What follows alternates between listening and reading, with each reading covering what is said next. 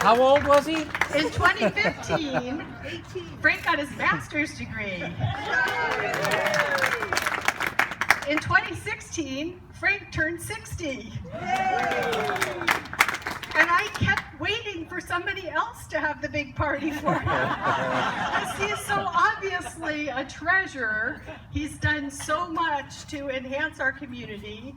He has been such a magnificent father to Nicole, a terrific husband to me. But nobody else did have that party. So I figured on the last day before he turns 61, I would jump into action and honor him. And so I honor you. Frank, you are magnificent. I love you.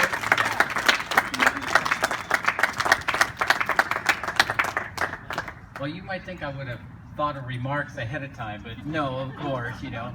And that birthday thing was just a technicality, because I'm still 60, and you know, we can have a 60th birthday party, right? So, but listen, it's so great to see everybody here. It's all kind of surreal if you've ever done something like this, and I don't do this that often, actually. So, you know, I think maybe when I was 18 or 19 was the last time. Had a big birthday party. Good. So, but listen, thanks. And I'm looking at every table, and I'm thinking about all the fun things and hard work and crazy things and achievements we had, and it's really staggering honestly, to be here. You know, I made that list of projects as just a crutch to remember all the different associations of people.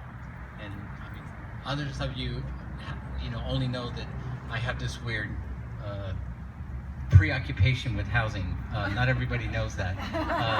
Somebody just think I'm weird, you know, a weird congregation member or something. But I'm glad we're all here together, and I can even embarrass myself in front of my new friends. So this will probably lead to stories in other places. But anyways, it's genuine. All right.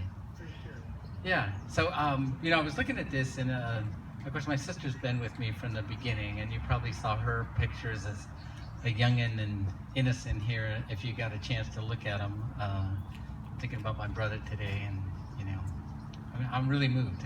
I'm moved that you all came. And so, if you want to say embarrassing things about me, that'd be fun. Anybody that wants to start, I mean, some of you don't hold back. Really, come on now. Come on, Steve. You can.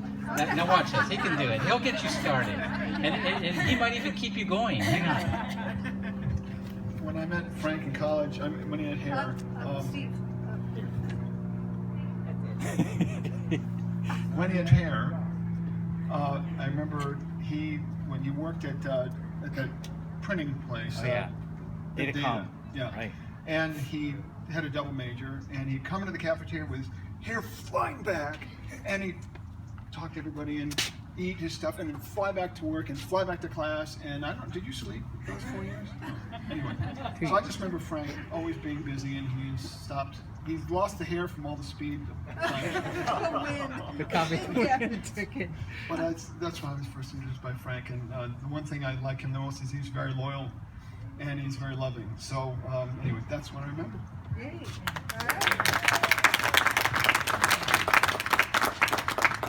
Don't hold back, you guys. Come on, man. Come on, John. You know some things about Frank. Just a few things. Come up here. Right. Good to see you. All right. Well, I because of my memory issues. No, I'm just going to talk about what I love about Frank just recently, because they're doing this remodel on their house, and they're going through this process, which is the horrendous process of trying to take it one step at a time. And I admire your patience so much with bureaucracy, and I know that you're practiced at it, but the irony of doing all these housing projects and this huge long list, and then trying to do your own house, and it's just too good not to bring up. So anyway, thank you.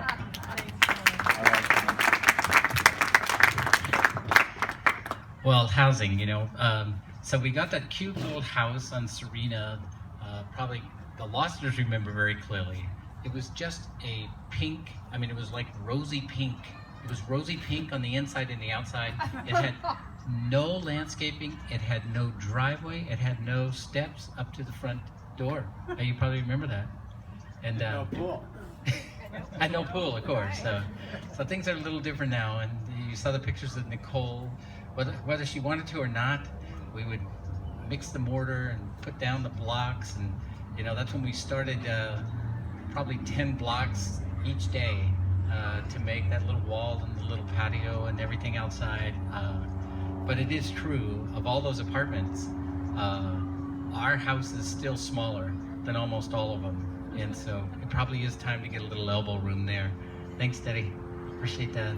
And we had to bring in the experts after a while.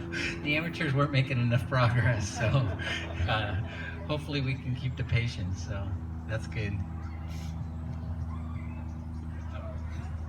Come on, I know you guys. You don't want to tell everybody. They don't enjoy it. Let me pick somebody out. You can do it. There he is, John. All right.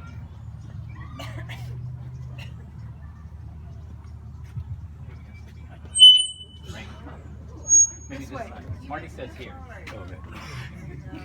I've known Frank for maybe, I don't know, 12, 15 years through the county. I used to work for the county and work with Frank as part of that process. And Frank's a good guy, as you all know. He's a friend that if you needed a friend in a time of crisis, he would be there. However, I do want to add, from my experience, there are a lot of people who don't like Frank. A lot of them in this county. Most of them county employees. But down deep, he's a good guy, and I've always stood up for him. And again, if you need a pal, he's the guy to go to. Thank you, Frank. He's a good guy. I gotta say, I'm sorry that John retired, because I could use as many helpers as possible at the county. And you know, I do want to tell you on that, bringing it back on that paper. I started at the county with Bill Wallace, who some of you knew and was a tremendous fellow. In the even 5 minutes a day that I would see him, I was an intern in the supervisor's office. And you know, as typical with me doing it backwards, you know, I started on the 4th floor and worked my way down. But it was fun to be up there and to watch county government. And Wallace, we think of him as being a courageous person for oil and air quality and environmental quality, all of which was true.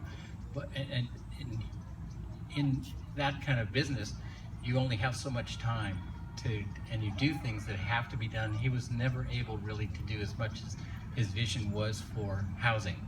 But you know, there I was, probably 20, maybe 21, and turned us loose, a couple of young employees in the county planning department, to write the first county housing element, which set out all the policies almost to a one that the county has today.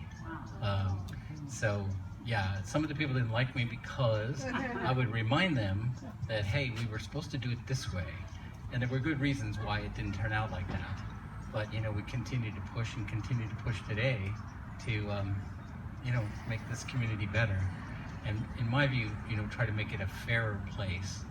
I mean, this list is 4,000 units, yet they blend in very well in the community.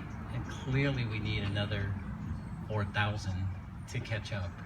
And, you know, that for some people, those are fighting words. I mean, you think, we're all environmentalists, right? And so how could we have 4,000 more houses? But really, by not having them and not having well-planned houses, we have created other problems for ourselves. And, you know, I think we've all recognized it in our own lives, in our own families, that, you know, we don't want our kids to move away and we want there to be opportunity here. So those are all the things we work for. Yeah. Now philosophical. Anybody else?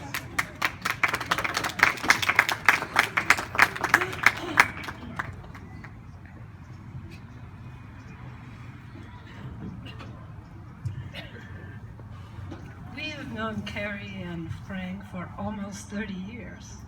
I remember when they first came to Live Oak and Nicole was a little baby. So, and you're what, 28 now or something? Okay. I don't have anything embarrassing, but what, one thing that I admire very much about Frank is that he is the most reliable person I have ever met, except my husband. But, you know, Frank is not the type of guy who's gonna make a lot of noise and say, hey, look at me, I'm here. Or will say, you know, step up and take charge of a fundraiser or something like that. Don't let them go on. But every time I had asked Frank to help out in one capacity or the other, he was always there. Very quietly, behind the scene, but always there.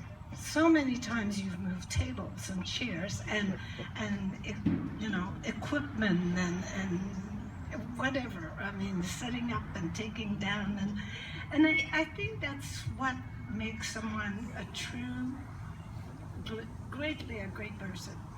You don't complain about things, you don't boast around things, but you are there when you're needed, and I think that is a quality that not too many people have, and I greatly admire that in you.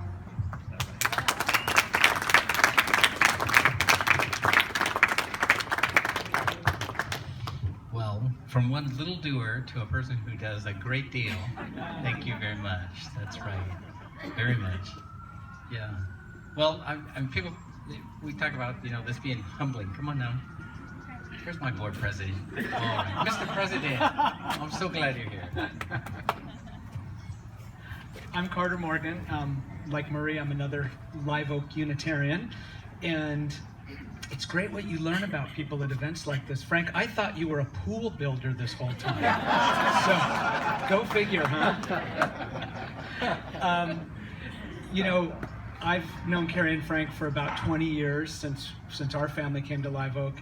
And echoing what you were saying, Marie, Frank is always there and ready to pitch in. And an example of that, we have an annual stewardship drive, and that's where the Live Oak members dedicate a certain amount of money each year to keep the congregation running. And I think to Carrie's incredible surprise, 2 years ago, Frank, who was in the middle of getting various degrees and as busy as ever, said, well, I can run that. And you know, he was probably the busiest guy in the whole congregation, but he saw a need and he stepped up and did a terrific job. And Frank, I don't know the ins and outs of all you do with housing, but I know you have such a big heart and you're always looking for how you can make people's lives better. And I'm really proud to be your friend, and I'm just so proud of the work you do in our bigger Tri-County area. It's really so important and greatly appreciated.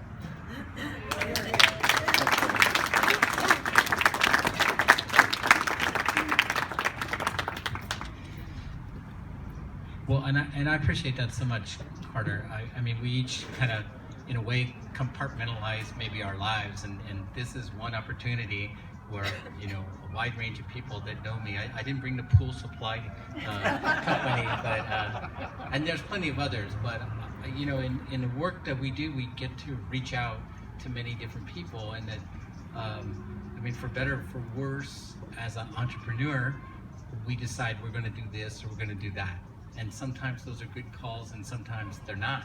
I see my buddies out here, mostly quiet, that are supporting, and I couldn't do this without them. One person could not do the job, as you know.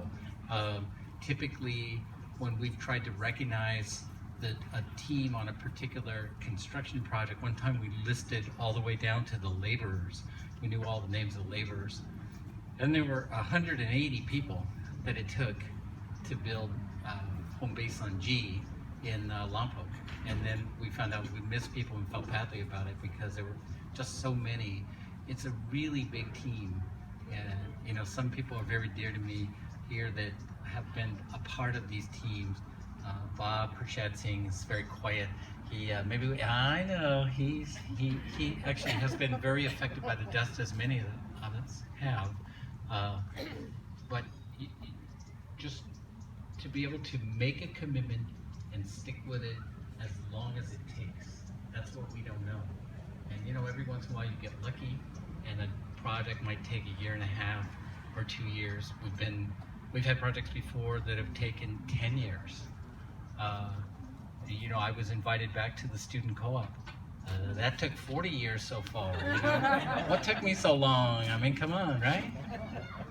But these are all places where we share, and we learn to share with others. And I mean, as much as, okay, today is my birthday and I get to stand up here, but this is all about, you know, these bigger teams. And, you know, I keep trying. You guys have been very patient with me about being a team member and trying to do my part on the team, and I think that's what we learn, right? So I want to recognize Daddy, especially. I keep looking at him. He's a super well accomplished architect, and he's a close buddy of mine, and we have had some of the most difficult times together.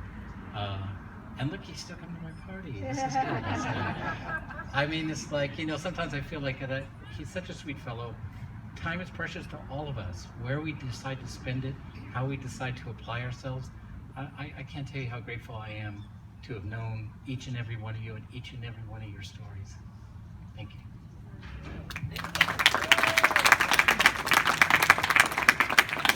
Hi, my name is Kim, and Frank is my brother-in-law and has been for many years.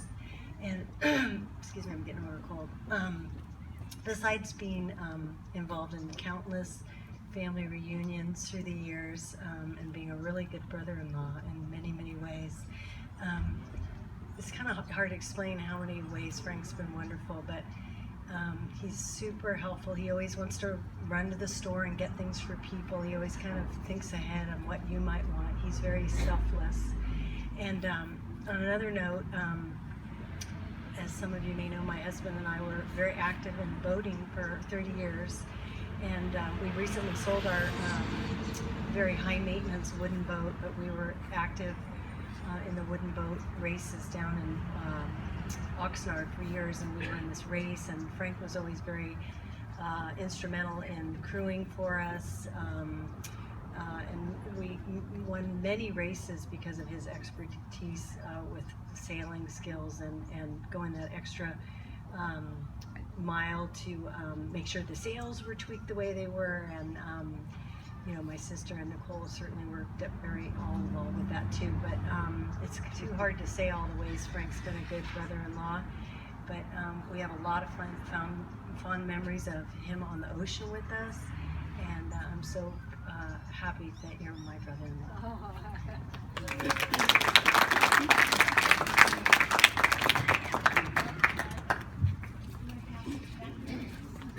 Well, from the photographs, you can see that I often go to sleep on the boat. It's a peaceful place for me. And more than a few times, the captain has said to me, hey, it's time to change the sails. He's polite about it, though. He's wonderful. It has been fun. I mean, again, you know, just looking out and remembering everybody. So a couple people I want to remember right away is Maureen Loster, right there with the cupcakes. You better believe it.